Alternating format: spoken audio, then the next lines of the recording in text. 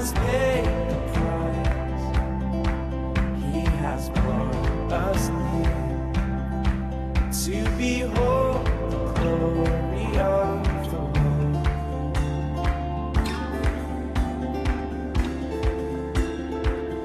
So we will not fear through the storm and through the flood. By your Spirit, by your blood, we will stand, we will stand. With the trumpet call, you will open up the sky. Come with glory and with might, and we will be with the Lamb.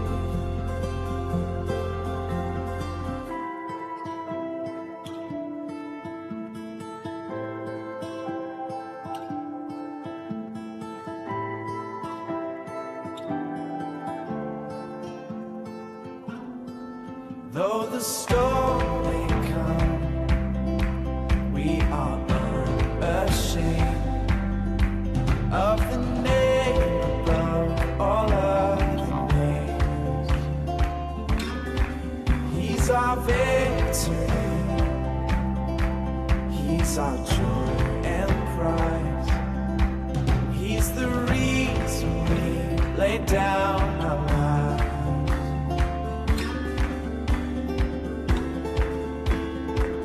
So we will not fear through the storm and through the flood.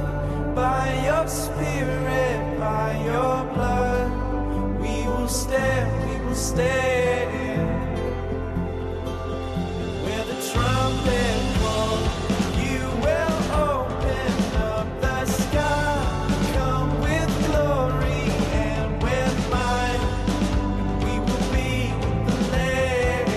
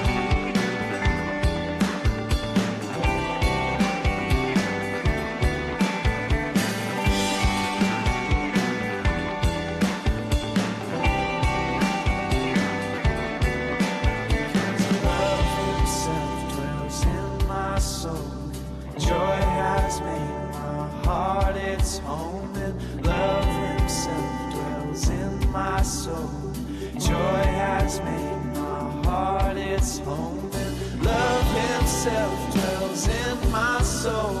Joy has made my heart its home. Love himself dwells in my soul.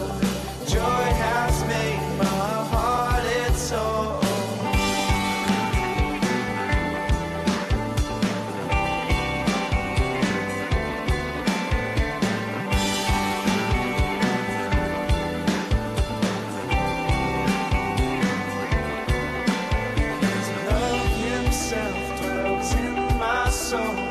Joy has made my heart its home.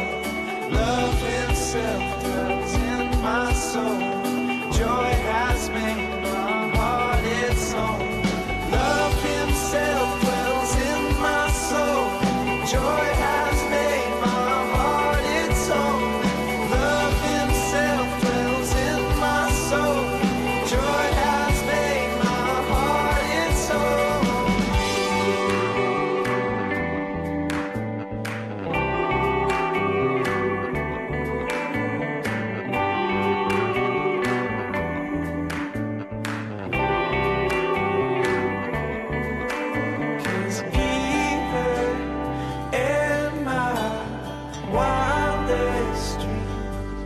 Nothing ever comes close to your greatness.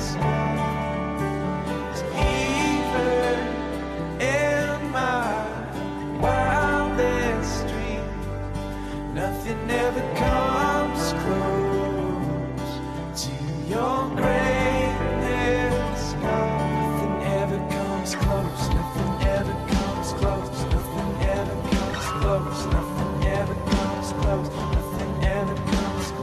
Nothing ever comes close. Nothing ever comes close. Nothing ever comes close. Nothing ever comes close. Nothing ever comes close. Nothing ever comes close. Nothing ever comes close. Nothing ever comes close. Nothing ever comes close. Nothing ever comes close. Nothing ever comes close.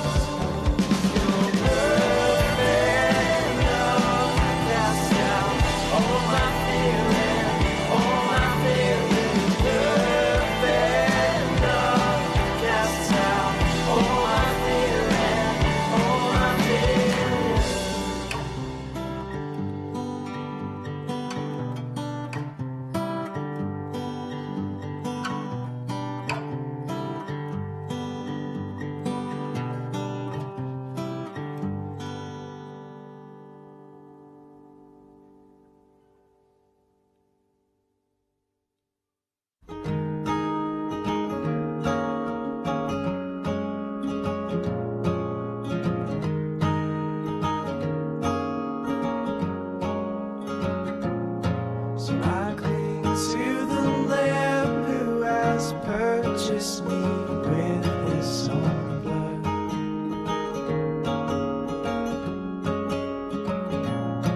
And I stand in his righteousness, washed by his mercy and love.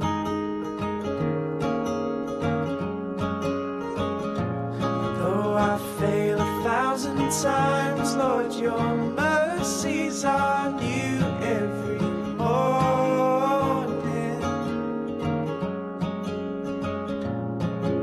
So wash my heart clean, let my spirit be steadfast and strong. And all my sins like scarlet will be white as snow. Though they're red like crimson, they will be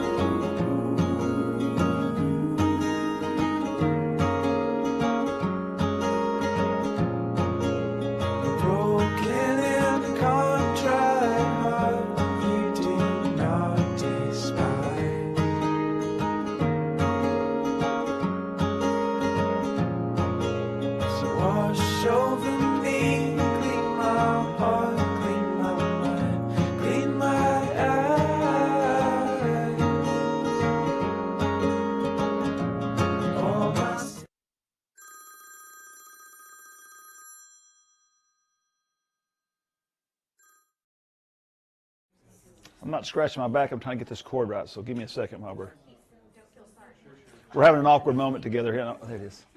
Did I get that? Do what? If we could go live now, that would be awesome. We're going to do it. The goal is to go quick. Okay. Tell me when to start. I don't have a Bible, but I don't know I need it. You want to say anything? Oh, you were going to start it, remember? No, I do, but you were going to start. Yeah. Mary's going to start. That's right. I don't remember. Something you're going to review all this and set up and. Okay, let's go. Why don't we pray? Patrick, tell us when. You're rolling. Oh. Okay. So they heard what I just said. They love you because they give me all the fun comments. I bet they do. Jerry just walked up the screen. What was that word he just said? Was that a cuss word? Was that a cuss word he said? Awesome. Okay, you want to open us up in prayer? Me? You. Okay, Lord, thank you so much for tonight and just for bringing us back here, Lord. I know I've had a really full day and a full week, as I feel confident everyone that's sitting here has too. So I pray that you would just clear our minds for just 45 minutes or an hour so that you can speak a word of truth to us. And we're just going to draw that circle around ourselves and just right now each one of us invite you to come in and speak to us in only the way your Spirit can do. So thank you that you love us and that you do speak and that you are present in Jesus' name. Amen. I'm going to just really quickly, if you look at your notes there, it says review of main points. And I was just telling Jerry as we were studying through this, I like to bring things together that make sense in my head. And so I kind of want you to see where we've come from and where we're going to go so that it kind of feels like things are coming together. So, we're talking about this culture or this home or this environment that kids typically come from that end up holy. That's kind of the whole gist of this semester with us, or this 6 weeks, is what does it look like? And I mean, obviously, we don't know that totally. We're just saying these are some things we've observed and that we've seen, that this kind of culture, this kind of home, is what kids tend to. So if you remember and you see, is this in their notes? You see in there that the first thing we talked about is the person. The person you are is more important than what you do. Remember how important that was for our kids. Then that we have a plan, that we're not just saying, oh, we want holy kids.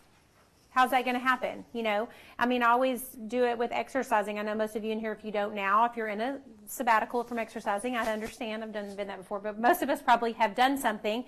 If we want to achieve a goal in exercising, if we want to run a marathon, we don't get to just say, hey, I want to go run a marathon. We have to have a plan to do that. We have to go and get out there and put our feet on the track and run and do that. So kind of same thing. We can't just go, it's not enough to want holy kids, is what I think we're trying to say. I think every one of us in this room want holy kids. But there has to be some strategizing with your partner to be able to say, how are we going to achieve that for our home? So what we do doesn't mean it's necessarily what you need to do.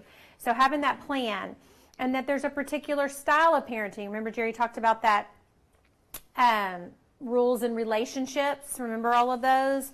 That a kid that comes from a home that has a lot of rules but not a lot of relationship, and then vice versa produces, you can go back and look at your notes, really important. And that particular style that we've seen kids come out of is that those parents that, of course, not perfect, but just have that relationship plus healthy fear, the rules are there, and that relationship with Christ. So super important, that style. Then last week we talked about patterns of sin, like how important that is for you and I to continually be dealing with our stuff between us and the Lord. It's paramount. It will never go away on this side of heaven. And we will always be dealing with that. And then tonight, Jerry's going to talk about, the last two that we're going to talk about tonight are positive experience and passions are in the right place. We're going to talk about that. But I just kind of wanted you to see where we've come from, where we're going. So hopefully it's starting to kind of make sense. You're hearing some of those same terms, some of those same words. So tonight we're going to talk about a positive experience with your faith. Yeah, and this is kind of almost a little bit of a summary of where we've been the last 4 weeks or 5 weeks. And I know it's very important for all of us that we want our kids, we deeply desire our kids to have a positive experience with our faith. In 30 years of ministry, and then before that being in somewhat of a religious home, and I went to a religious school as a child for 6 years through elementary school. I know what a negative effect it can have on a kid for them to have a negative experience with the faith of the parents or family.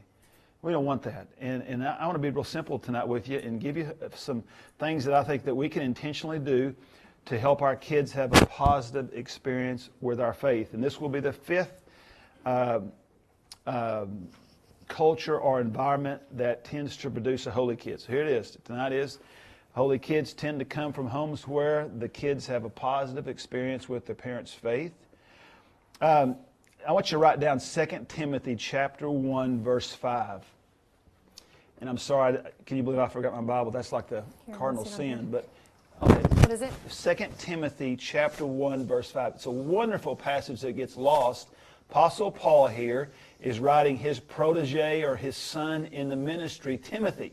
Timothy's probably 19 or 20 years old when he's writing to him. Timothy's about to pastor a church, scared to death. And if you know the book of 1 and 2 Timothy, 2 Timothy is Paul's seminary training for Timothy as he goes to pastor. And if you know Scripture, 2 Timothy was actually written before 1 Timothy. So this year, although it's chronologically 1st and 2nd, but it's written before. And very early on, chapter 1 and verse 5, this is a great word of encouragement that Paul gives Timothy for something for Timothy to draw upon. Here's what he says. Timothy, I remind you of your sincere faith. We're going to talk about sincere faith a little bit more here. We've already talked about the importance of sincerity in your faith towards our kids. But look what he says. A faith that first dwelt in your grandmother Lois and your mother Eunice now has it, and I'm sure, literally because of them, it dwells in you. What a great family truth. Timothy, well, you're scared to death, and Timothy, life's hard, and your ministry's hard. I want to encourage you. You got a great faith. Your grandmother had it, your mama had it, and your mama gave it to you. And you ought to draw upon that strength. What a positive thing. I mean, what a positive way. Paul's telling Timothy, Timothy, you got this. You've had this great positive experience with your mama and your grandmother's faith. You need to draw upon that. And that's a great word. I mean, now, as a parent, man, what a great word for somebody to say to Maddie one day. Say, Maddie, man, draw upon your mama's faith. Remember 10 years ago? You're 30 years old now. Draw upon her faith. Kip, remember what it was like for your dad? You know, man, that's a great encouragement. And that's who we want for our kids. So let's just talk about some things I think we can intentionally do to help our kids have a positive experience by our faith. I'm going to give you a list quick. I'll give you a lot of lists tonight. I'll go as fast as I can. You ready? Number one is this. A positive experience happens for your kids by, first of all, your kids having a positive emotional connection to you as to the parents. This is a summary statement. I've said this often. It was the relationship part of our parenting style. And I'm talking about a relationship with you, a love relationship with you. And we've been saying this truth. You have to win them to yourself first, really, before you're going to win them to the Lord. I thought about this last week. When I was, you guys' age, most of you are in your 30s, late 20s, typically. More than that, back in the 1970s and 80s, by far the number one Christian seminar in the country, which I won't name, but I mean, I didn't know a Christian back in the 70s and 80s when I was in high school and college and young adult and in a person ministry that didn't get exposure to this particular certain Christian seminar. And it's a wonderful teaching. They also did a lot of teaching on parenting, and a lot of it was wonderful. But that seminar produced what I was talking about with the parenting style. A lot of religion, a lot of rules. I hope that would produce a holy kid. What it really produced is a lot of young adults that grew up in these religious, heavy rules home, but lack of love. They didn't want it. They didn't want that faith. And that seminar unintentionally left off what we would say is almost the most important element to producing a really holy kid that's a kid that has a love relationship with their parents. Besides just rules, besides just all the religious stuff, it's very real and sincere, and you got to have that relationship with your kids. They got to feel it. Nobody wants a God that comes from a loveless home. That's just a fact. And boy, unintentionally, I know many people in this church that attended that seminar, and that seminar was religion, sincere religion, plus discipline will produce holy kids. That was really what was taught. We would say sincere religion, a real relationship with Jesus, plus necessary rules, plus a deep emotional connection from the parents to the kids, where we don't just talk about God's love, we express it to one another and to you. There's an atmosphere in the love of the home. That God I want. I don't want a loveless God. I don't just need rules of religion. I don't want to beat that to death, but that is so. If in these 8 weeks we said love rules, I'd say love rules. Love wins the day. Matter of fact, years ago when we were in seminary, we used to study cults. You know, the non-Christian cults that would be very popular. You know what most cults learned a long time ago? The ones that are successful, the ones that really grow. Yeah. Yeah, I know. It's my fat. The ones that really grow, the successful ones, long before they taught their religion or their doctrine, and that would be taught. You know what they learned? When somebody comes into our group, we love them to death first. We win them to us, and then we teach them our doctrine or religion. I mean, you love somebody enough, you can tell them the tree's God, and they go, I just love every one of these people so much. Okay. Works. That's really the truth. You don't do it the other way around. You don't indoctrinate them and then try to love them. You've already lost the heart. You love them and indoctrinate them. But you got to win their heart. All of us know, matter of fact, all of us here, I think all of us are probably Christians in this room, all of us understand the importance of wanting to be a witness in the world. You know, we want to share our faith with people who don't know Jesus. I will tell you that the best way to do that is develop some kind of a relationship, a connection to a person where they know you, they trust you, they like you, you have some appeal to them, and then talk to them about Jesus. And I'm not saying wait 10 years, but if you go in with Jesus and then you try to love them, you really hadn't earned their trust enough. You haven't earned their affection. You haven't earned, how much better, you see where I'm going? Love somebody, let them see your religion's real, and they'll observe it, then talk. It's more effective that way. I'm going to tell you, your home is the same way. Now, there's no way to perfectly do that. I'm just telling you that the homes for years, that religion plus rules would produce a holy kids, missed it in most cases. So, I'm going to tell you a real positive experience of your kids where your faith is being in a home where there's a lot of love. We call it, it's in your notes there, we call it expressed love. Everybody loves their kids. That's not the point. Being able to express it's the skill. Okay?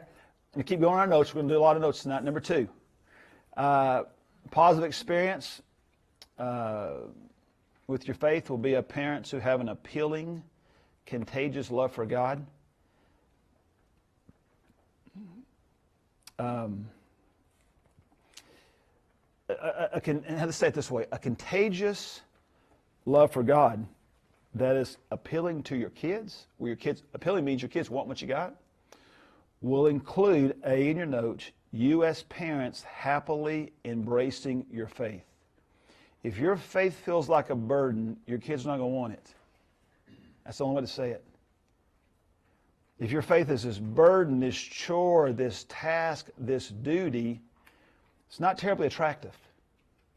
I would encourage you, and you have to do this on your own, get your soul in a happy state with the Lord as much as you can. And I'm not talking about it, that can't always be that way. Your kids need to see you struggle. Your kids need to know walking with God is not always a happy experience.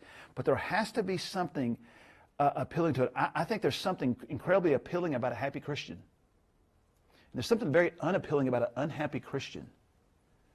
There just really is. And I want to be careful here. I don't want to put a guilt trip on anybody, but when our faith comes across to our kids like this burden, this duty, it's not attractive. I will tell you the most attractive Christian is somebody whose holiness is joined with happiness. That's an attractive Christian. I always want somebody who's happy in life. I want to know what you got. When you are a holy person and you're able to be happy because of it, you've got a lot of appeal to your kids.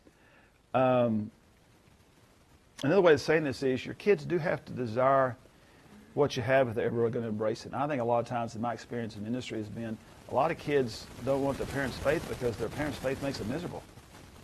Let's just call it what it is. And I,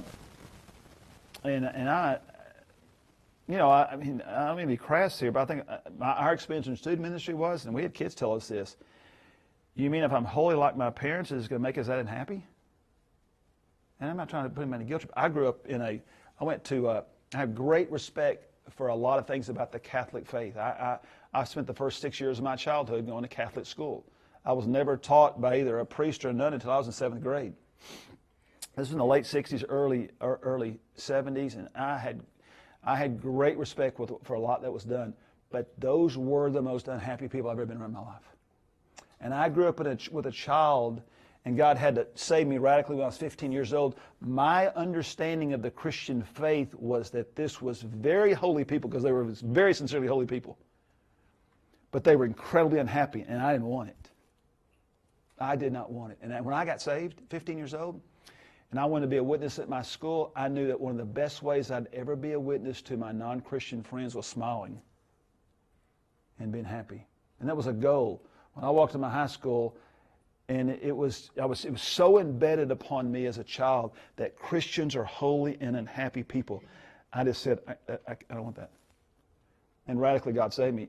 Or I would have never wanted to become a Christian. Because holiness, I respected it deeply. I just didn't know anything part of it. I didn't know any part of what they had. So that's a strong way of saying that holiness is most attractive when it's married to happiness. Get your soul in a happy state with the Lord as much as you can. B, I think also I'd say, as we're going through these notes, that a contagious love for God's appealing to your kids when you put a lot of effort and energy into your faith. Your kids have to see you sacrificing something for your faith, or they're going to assume it's not that meaningful to you. Our kids know that, for example, and I don't do this because I'm in the ministry, I do this out of conviction. Our kids know that we give a part of our money back to the church, and we say, it's a sacrifice. I want them to know that. Just because we go. Our faith costs us a little bit. It takes effort, it takes energy, and especially when they see that benefiting our lives, they go, this works. I want you to write down the statement because it's very true. It's a great leadership principle in life. That passionate people excite and energize other people. And it's true in the home. A home's an organization. I don't mean running around excited. I just mean people that exhibit some passion. Tom Garrison, I don't know if you all know Tom and Kay Garrison, man in our church just passed away. He deaconed our church, was a great man. He was a computer guy. Anyway, he just died of ALS real suddenly, real tragically, really. But man, that was a passionate guy. And I always think of Tom as somebody to go, whatever Tom believes, I want to know. See, what passionate people do in any area of life is, it makes all of us take notice and go, why are you so passionate about that? I don't care what it is. Passionate people get our attention. People that are believable, and they can believe anything. It makes you want to go, why? I'm fascinated by World War II. I'm fascinated by the worst person that's ever probably graced the planet, Adolf Hitler. One of the things I'm fascinated by him is that how did he get millions upon millions of educated people to follow him? If you ever heard him speak, it's one of the most passionate speakers you've ever heard in your life. And when he's talking, they can show him talking, and then translate it to English, and between his words, his whatever, you just went, I understand why millions followed him, because they went, he believes what he's talking about so strongly, I just want to find out more. And he led millions of people to their death. He led millions of people to kill people. And I'm telling you, it's nothing but passion. The plan wasn't even that great. It was just that he believes it so strongly. He's persuasive. And with our kids, at some level, don't hide your passion for the Lord from your kids. And we have a tendency to do that. Even if they don't follow it, let them know you're passionate about it. And we do hide our little light under the bushel with our kids. I say this all the time to people. I said, you love God much more than you let your kids know. Let them know. Let them know. You believe a lot more in the Bible than you ever let your kids know. Let them know it. I've met few parents that are like Tom Garrison I just mentioned that err on the side of being too passionate about their faith in front of their kids. There's not many of those. Most of us err. We know so much more about the Lord. We love the Lord so much more than we ever let our kids know. And so I think it's important. See your notes is, our number 3 rather is very important. We're talking here about, giving our kids a positive experience with our faith. Well, number 3 is very important, that parents regularly encourage their kids spiritually. Y'all heard me tell my story. I did not really grow up in probably what would be considered a Christian home. My mom would probably say it was a Christian home. My dad would say it was not. When I became a Christian at 15 years old, one of the greatest things my parents did for me, including my dad, who's not a Christian, is they always encouraged my faith. I remember when I was 16 years old, I'd been a Christian 1 year. I called home from a youth camp, and I told my parents, I said, I was real nervous telling them this, I said, God's called me, I don't know how I said it, but I said, I made a commitment to go into full-time ministry tonight. And my mom said, I always thought that could happen. Not only been a Christian one year. And my dad, who is not a believer and who had not had any positive experience whatsoever in the Catholic church he grew up in, a little bit of the Baptist church we went to, in his own way, he said, I think that's cool. I think that's good. I'll never forget being a 16-year-old kid. I was either going to be a coach or make a lot of money doing something else, but especially back when I called home in 1978 and told him I was going to the ministry, it meant you're going to be poor. That's what it meant. It really did. And it was a hard conversation, and I've known many guys, especially in my generation, who called home, told their parents they're going to ministry, or called their parents and said they're doing something spiritual, and they did not encourage it, and it put a huge damper on it. I'll never forget the impact that had on me, just my parents saying, we encourage that, we'll support that. So now here's what I want to do for you, real quickly also. I want to give you 7 practical ways you can encourage your kids spiritually. Understanding the power of encouragement from a parent. Understanding how powerful it is to encourage your kids, and they have to be encouraged spiritually. Here they are real quick. 1, or A in your notes, support the activities that strengthen their faith. Support them. Pay for the things for them to go to church. Just support it. Make time for it. B, sacrifice for the spiritual growth. Don't know what that looks like for your family, but to encourage your kids spiritually, we're going to make sacrifices for it. C is huge. And you know I like to alliterate, so I'll give you all S's. C, speak well of those who lead your kids spiritually. That is so phenomenally important. The power of your words to your kids, especially to those who will lead them in the spirit, is incredibly important. If you don't like the sermon, don't say it in front of your kids. If you don't like your church, don't talk about it in front of your kids. Their little 12-year-old, 15-year-old, 18-year-old, don't handle that well. Don't bash the sermon on the way home. Speak well of those who lead your kids spiritually, and if you can't speak well of them, go find somebody else to lead spiritually than you. But don't get in a situation where you speak poorly of those who lead your kids spiritually, because they'll take that and run with it. D, stay in a great church. If you're not in a great church now, I'm saying this generically, get in a great church. It's phenomenally important. We'll talk most of our time next week about getting your kids in church and how important that is. You stay in a great church. It's biblical. It's critical. If you're not in a good church, I would tell you, don't stay in that church. Get in a church where you can get your kids in good church. Fortunately, in the context of this church, we're all very fortunate. We're in a very healthy, great church. But I've told people for years, if you really, after a period of time, cannot feel like this is a healthy place, don't stay and try to change it for your kids' sake. Don't force your kids to be in a bad church. It's one of the worst things you ever do for kids. Don't get out of a bad church. Mary? I wrote this down. I actually took it several years ago and put it in my phone. It's a quote from Ian Stanley that says, if you want your kids to abandon church when they are older, force them to attend a church you secretly wish you could abandon now. Amen. And I always thought that was so good, because how many of us, I know, I tend to be a critiquer and, not like things, and I think, gosh, what does that send into my kids, just that attitude of, I secretly kind of wish that I didn't go there. That will force them to, that generation, to abandon it. We have friends in the ministry, and they'll get called to a church to be one of the pastors, and I'll say, would you go to that church if you weren't getting paid to be there? And they said, no. I said, do you want your kids there? No. I said, then you need to move.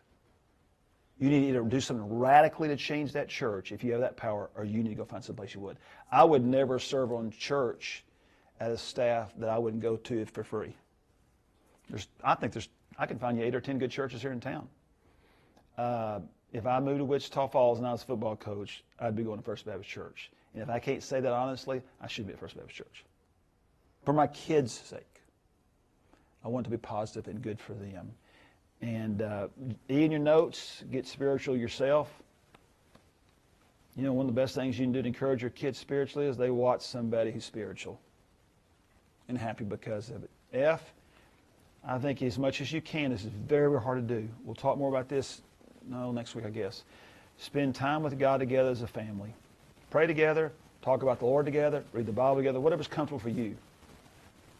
And number G is the most important thing, to encourage your kids spiritually. I mean, I would say I could spend the whole night on this, and I will not.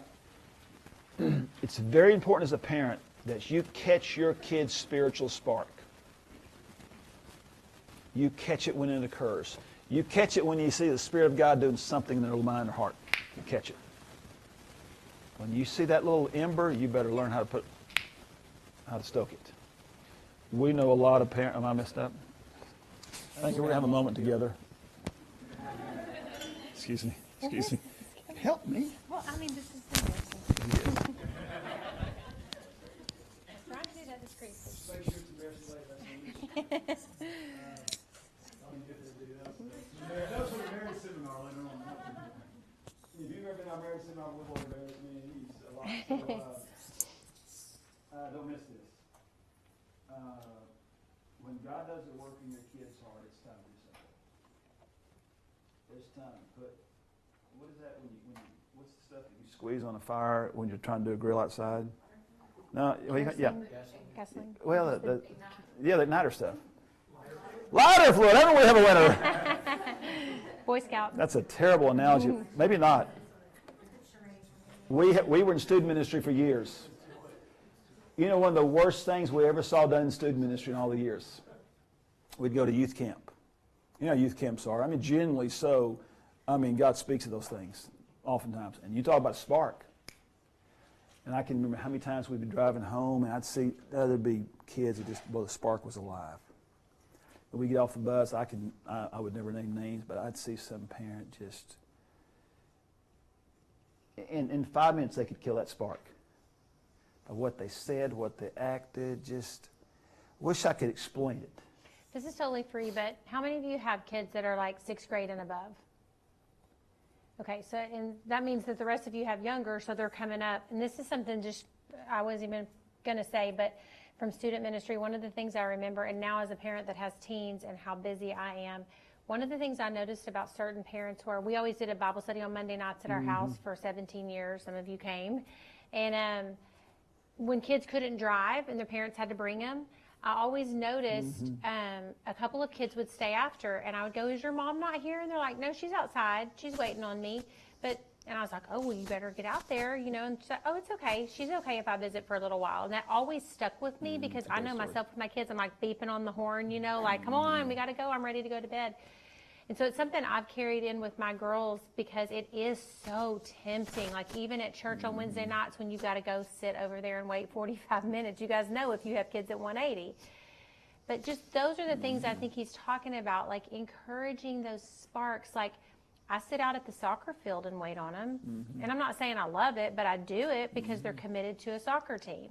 So sometimes I think it's easier with things that are spiritual and to forget. And that always imprinted on me like, oh my gosh, that mom sat out there for 45 minutes after the Bible study was over just so that girl could sit at my house and hang out with me. It's a great example. And I just think those are the things he's trying to say. It's those little things that you're encouraging in them, like you're saying to them, I'm giving my endorsement. Like, and that's hard sometimes as a parent. It's hard for me to let my kids go with interns and things like that, but I know that my kids need more than just me spiritually, and I've got to feed that spark. Especially when I encourage, rightly so many other things in our life. But if it comes to the things of God or church, no, we got to be home quickly. We got to get home and get to bed. We got to do homework. Well, last night the baseball game went into 3 extra innings. We didn't say, you got to come off the field. We got to go to bed. I mean, that might be ridiculous, but there's something to that. But come on, we got to go. Does that make sense? Yeah. Okay. I'm going to tell you what to do real quick with you, that spiritual spark when it occurs. I'll give you several things. I'll alliterate it for you. Praise it. Praise it. That's so cool what we see in your heart and life. You affirm what God's doing by your words to your kids in this area. When you see them having a quiet time, hey, that's cool that you're doing that. You don't have to make a big deal about it. Just notice it. Just applaud it. Just recognize it. Pray about it. Well, it's time to really talk to God. God, I'm going to pray, and I see it in our little heart and head.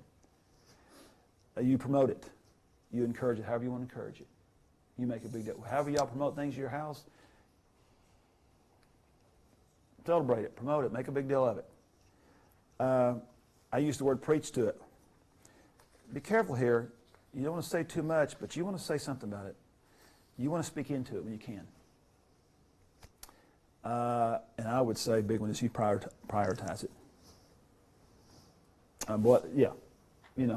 Marriage Bible study she used to do years ago with all these senior girls. There were so many moms that said that will be a priority for us. Wednesday nights can be a priority for us. Putting him around, just making it a priority in your life.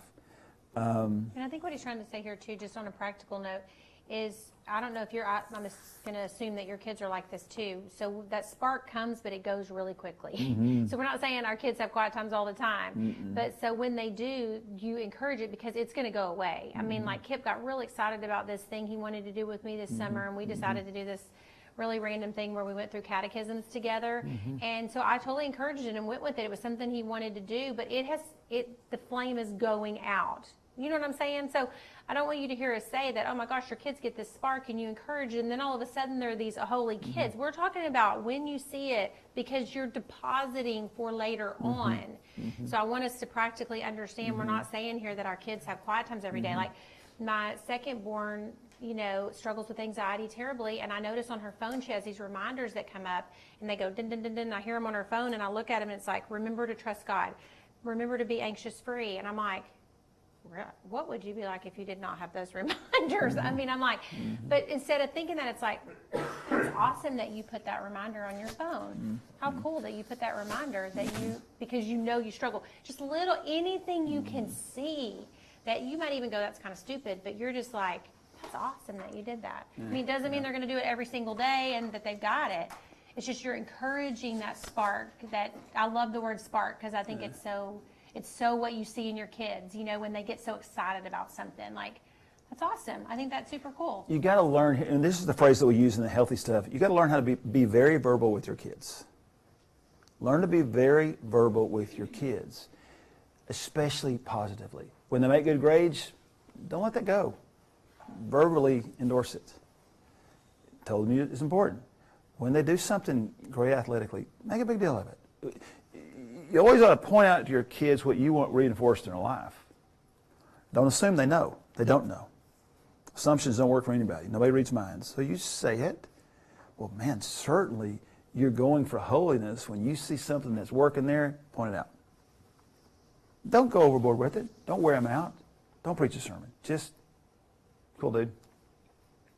Let's go. That's all you got to say. Let me tell you, the little mom went, check. That's a win with mom and dad. Check. That's all you need. Doesn't need much. Well, that's how our kids see what's important is the things that we talk about. We had a question that came in from Wes, so I want to say it really quick because it's under this. They said, could you expand on sacrifice as far as it goes under the 7 practical ways? I think it was B. So I think just going back to sacrificing, just like sitting outside for 45 minutes because your kid is, or sitting over at 180 because you know that it's more important that they're socializing in a great Christian atmosphere than it is than being at home. Sacrificing time. To sit down. Mom, will you do this catechism with me tonight? It's like, I do not want to do that. Mm-hmm. There are sacrifices to be made for our kids spiritually. And I think I'll make sure that's what you were talking about. Yeah, and I would also add this. I think kids also need to see our convictions in action. There's certain things because we're Christians that we're not going to participate in. That everybody else might think is fun. For our home, we just don't do that. And I'm not going to tell you any convictions. Your convictions are your own. But it's good for your kids to go, so why don't we go and do this? That's not how we do things here. That's not our conviction. Well, that's a bit of a sacrifice. I personally think, I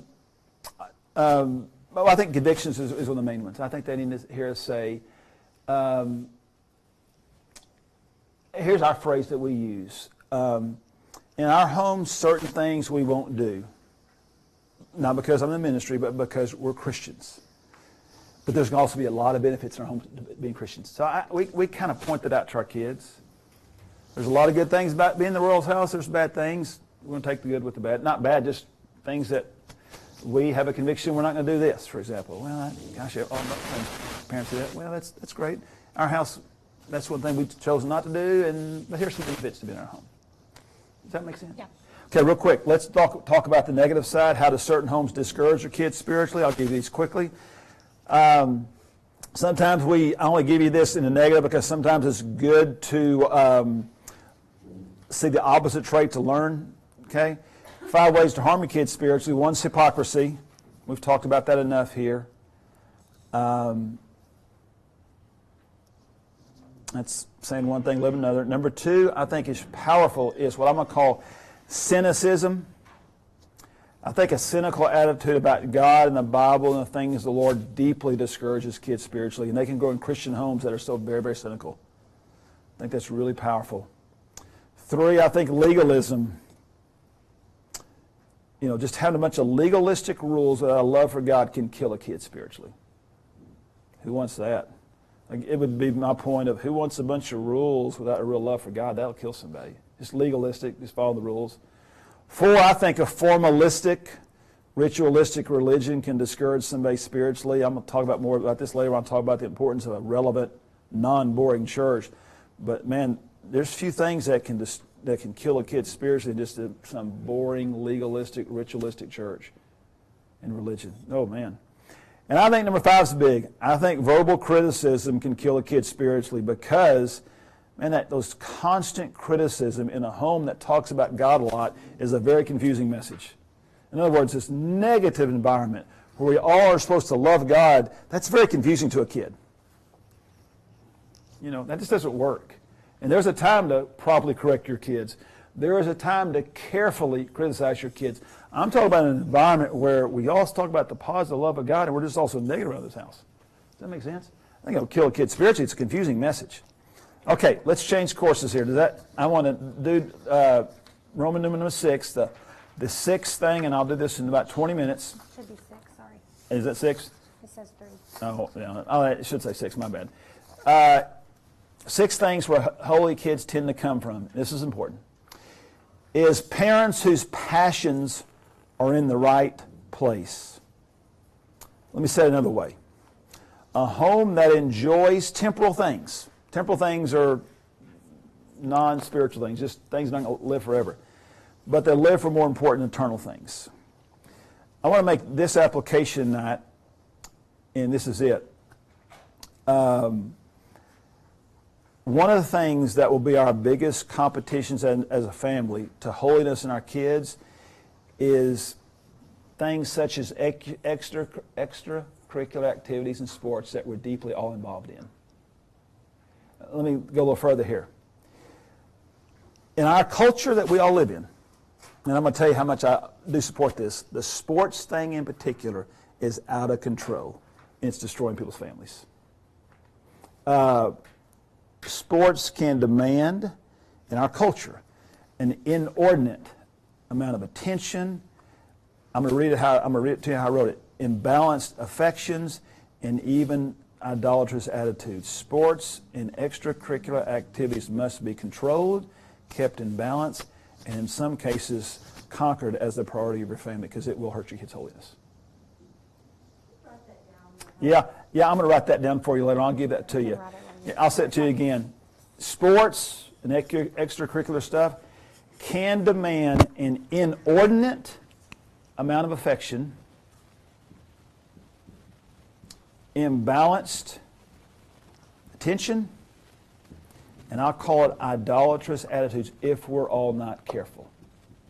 Now, with that being said, in 20 minutes, I'm going to tell you, I'm a sports person. Before I say the negative in our culture of what sports can be, I want to tell you personally, I'm a sports person. My college degree is in coaching,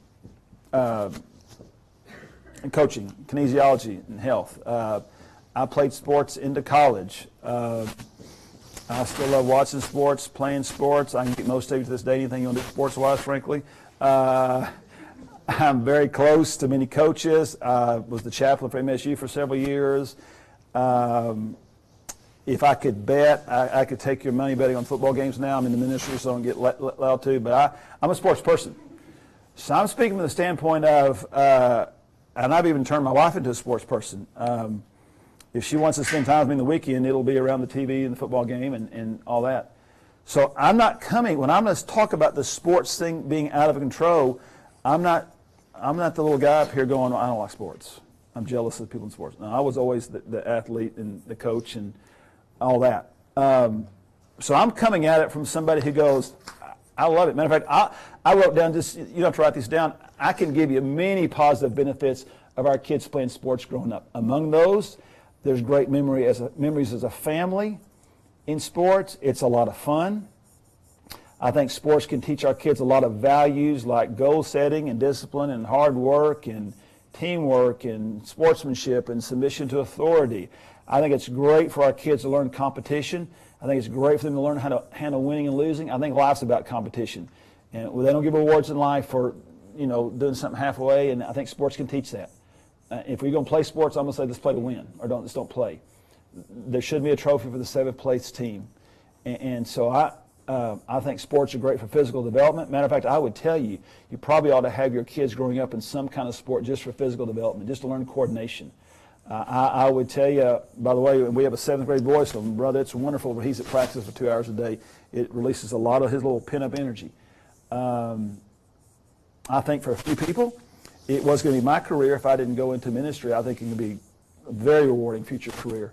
I think and I will show you in a second here how very, very few people get paid as an athlete for a career, but I think it's also fun to see your kids succeed in sports. There's fewer things funner than that, and watch your kids score a touchdown. I mean, it's kind of ridiculous, but it is fun. There's a lot of great benefits to sports. Now, I want to tell you some of the negatives of sports, and I don't want you to write these down yet. I'll tell you, some of these are not in your notes. I think parents can be very committed to sports a lot of times for the wrong reasons, and you just got to check your motives. I think a lot of times sports can be about somebody's fragile ego, usually dads. I think a lot of times it can make dad feel good about himself to see his son doing something he probably couldn't do, or even if he could do. There's something that dads let it reflect on their own manhood that's too far. I think adults live through kids. I think sometimes I've told Mary, I said, his only problem is he didn't have his own trophies, and so he's forcing his own kid to win the trophies he couldn't win. That's just frank and true. I think sometimes our lives are so boring, we get involved way too much in sports. I think there's a lure of scholarships, and here's what I'd say about sports before we get into it. I'm going to give you a great verse. It's a great verse. It's Philippians 4:5. You know what it says? And it has nothing to do with particular sports or extracurricular stuff that our kids are involved in. It says this, let all things be done in moderation. You know what that word means in the Greek? What that meant there? It meant, let all things be done not to the extreme excess. The word there, moderation, our terminology today would say, let all things be kept in balance. That's what that means there. Don't let yourself get so out of balance. Remember we read the verse a few weeks ago in Ecclesiastes, let the man of God avoid all extremes. It's not talking about extreme love for God, it's talking about living extreme. Let all things be done and it really says, in decency or control and moderation and balance. That's a great life verse. And I would tell you, whatever your family chooses to do with sports and extracurricular things, I would tell you, and you'll see this in a second, keep it in balance. Keep it under your control. Because it can get so out of control, you'll end up sending the wrong message to your kids. That's what can happen. Okay, now, let me give you some negatives, and I'm going to go quick here. And I'll give you these for y'all to figure this out. But I think they can be very negatives, for potential negatives of sports for your kids and family. Number one, and I've seen it happen often, it happened to me. And I think sometimes I've been guilty of this with my son. It can harm your relationship with your kids if you're not careful. It can teach to your kids conditional love, which you don't want to teach your kids that. You know what conditional love is? If you do this, then you'll feel my love. I'll express love to you. That's a terrible thing to show your kids. In other words, if you perform, then I'm going to express love to you. That's a horrible, it's not how God loves us. So, and I've been guilty of it. I will tell you that you can demand so much of your kids if you're not careful in sports that just to get to the point it can almost ruin your relationship with your kids. The regrets I'll have as a parent with Kip are, I was his coach for 5 years in football and basketball, and I'm phenomenally competitive, and he's very good. And there's times I regret pushing him way too hard, above what he can even do, and say things that I could never take back. I had a dad that completely wore me out as my coach. completely wore me out. And he has been so good through the years. He's apologized 1,000 times. I was a baseball player, and he was my coach, and he knows baseball, and he wore me out. And it was very much, you'll know my love if you perform to this level. And if you don't, you'll know my wrath starting in the car when we get home. And by the time I was 17 years old, I was about to get a baseball scholarship. And I hated baseball so much because the pressure my dad put on me. I walked in my senior in high school to my dad and said, I'm tired of baseball. He goes, I totally get that. And I remember thinking, my dad's not going to let me quit baseball for anything in the world. That was his life, and he's counting on me to be something. And I was done with it. And so much of it was the pressure he put on me since I was 7 years old. And I'll never forget. And it's one of the things I love about my dad. I walked in my senior in high school and said, I can't do baseball anymore. And he said in his own way, I know it's my fault. You're free to quit. I'll always appreciate that. He's apologized to me about that 1,000 times. That it's done. But I have been guilty of doing the same thing. It's very tempting. Don't let sports ruin your relationship with your kids. It's too important. When you're 30 years old, it ain't going to matter. I mean, your kids are 30 years old, it's not going to matter. But they're still going to have a relationship with you. And the pressure of wanting to be good at sports is not worth it. It's not worth sacrificing that relationship. Number two, I'd tell you real quick, the peer pressure of our cultural expectations can harm your family. I read something phenomenal, and I've got to get to the point. I read something phenomenal out of a company called Wintergreen Research. And the U.S. sports economy right now has become a $15.3 billion business. 7 years ago, it was an $8 billion business. If you don't think sports is out of control in our country or taking over, there's one thing that'll tell you how much it is. That alone. Third thing, real quick, is sports promises what it rarely delivers. There's typically going to be, if you're a pro athlete, and I've known several, it usually ends in some kind of disappointment in many, many ways. There could be some testimonies in this room. I'll give you a fourth thing. The lure of a college scholarship is greatly overrated, by the way. I'll give you some fun facts that I just discovered this week. There's a website called scholarshipstats.com. You'll find these interesting. And this is important to me because I can't tell you the times through the years I've heard a parent say they've sacrificed so much to get a college scholarship. The lure of it. Let me tell you your chances of it. This is in America. If your son is playing college basketball right now as a senior in high school, okay, in America, this is a kid that's so advanced he's made it to his senior year in high school in basketball, varsity basketball. He has a 1 in 99 chance of getting a Division I scholarship. Think about that. There's 99 basketball players. One of you, I promise you, if you've gotten that far, you've sacrificed a lot, one of you is getting a D1 scholarship. 1 in 99. Those same kids, 1 in 1,860 is going to play in the NBA one day. I mean, you know how rare that it's going to be? You know what a crapshoot that is? Matter of fact, of those 1 in 99 kids that gets the NCAA Division I scholarship basketball, only 1/3 of those will play for 4 years. Most of them will not. By the way, if you want your kid to play professional sports, the best chance he has to do is in football. There's 1.1 million boys playing high school football right now. If you want them to play pro, 1 in 603 of those will make it to the NFL. That's the best chance you'll be in pro. And the average NFL career lasts 2 years and 4 months. The average NFL player retires at the age of 24 years old. They've sacrificed their whole life, and at 24 years old, when life hardly has begun, they're out. That's crazy when you think about that, what we sacrifice for that. If you want your son to play in Major League Baseball, he grows up in America. If he's a senior in high school, he's so accomplished, he's made it to a senior in high school baseball. He has a 1 in 764 chance of doing that. I mean, by the way, if you want to be a doctor, the odds are usually about 1 in 100. Much, much greater odds of being a doctor. And you'll still be doing that the rest of your life. You go on and on.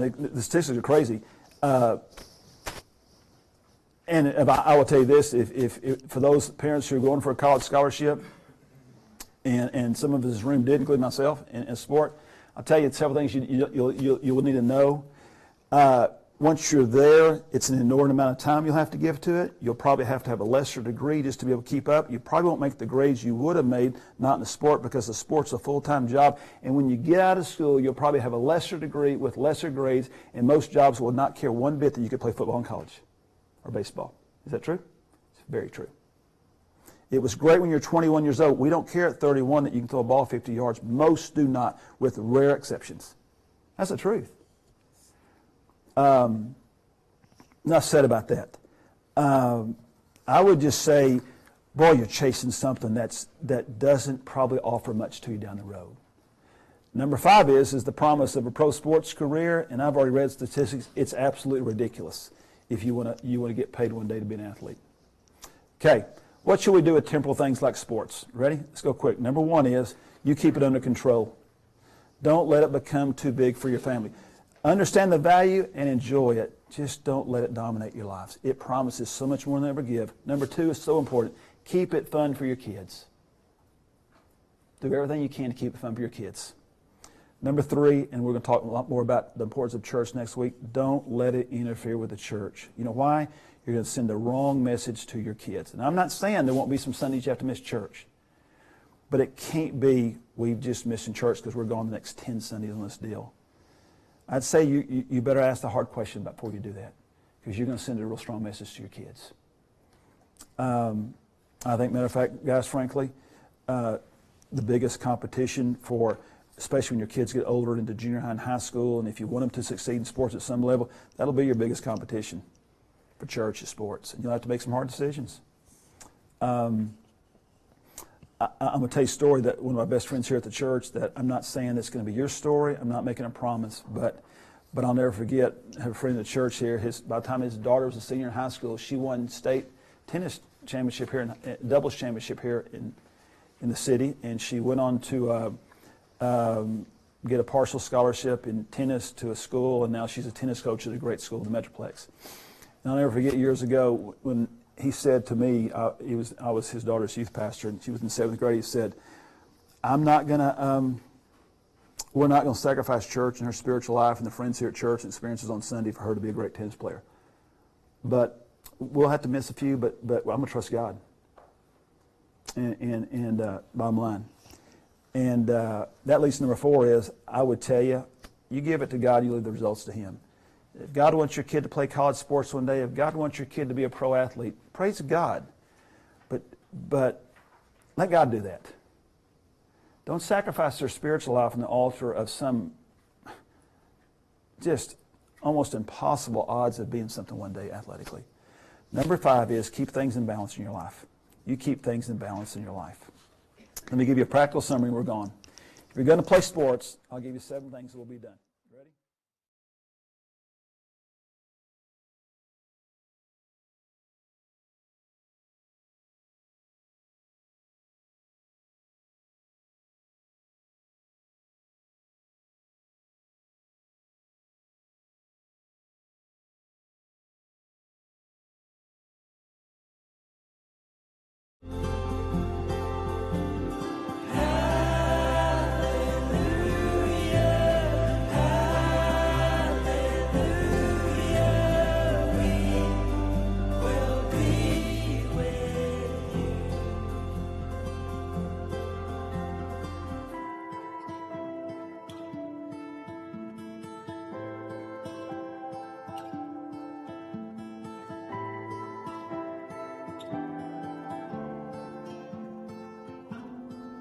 Though the storm may come, we are unashamed of the name above all other names. He's our victory, He's our joy and prize. He's the reason we lay down our lives.